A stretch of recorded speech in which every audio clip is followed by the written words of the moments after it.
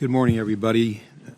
Over the past 9 years, this subcommittee has held a series of hearings on the problem of excessive speculation in the commodity markets.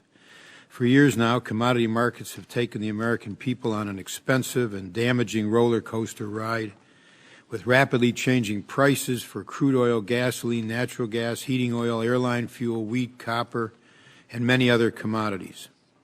Commodity prices have whipsawed American families, farms, businesses, run roughshod over supply and demand factors, and made our economic recovery that much harder and more chaotic. Unstable commodity prices are a key reason why Congress enacted, as part of the Dodd-Frank Wall Street Reform and Consumer Protection Act, new statutory requirements to put a lid on excessive speculation and price manipulation. Congress enacted the new law not only to protect consumers and businesses from unreasonable prices disconnected from the usual supply and demand discipline of the marketplace, but also to protect the commodity markets themselves from losing investor confidence and looking more like a casino or rigged game than a marketplace where supply and demand determine prices. Commodities markets are not stock markets. Stock markets are intended to attract investors to provide new capital for U.S. businesses to invest and to grow. Commodity markets are supposed to serve a different function. Their purpose is not to attract investors, but to enable producers and users of physical commodities to arrive at market-driven prices for those goods and to hedge their price risks over time. Prices are intended to reflect supply and demand for the actual commodities being traded.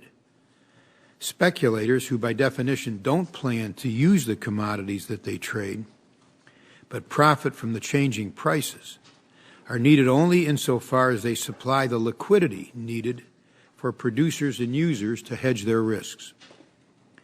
Another big difference between stock and commodity markets involves trading limits. Stock markets don't have them, but U.S. commodity markets have been using trading limits to varying degrees for over 70 years to combat excessive speculation and price manipulation.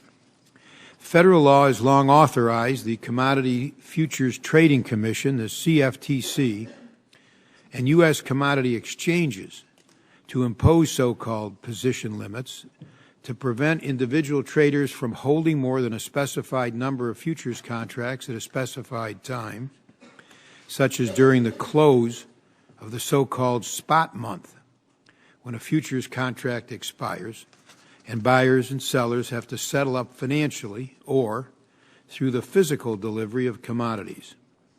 Position limits help ensure commodity traders cannot exercise undue market power, such as by cornering the market.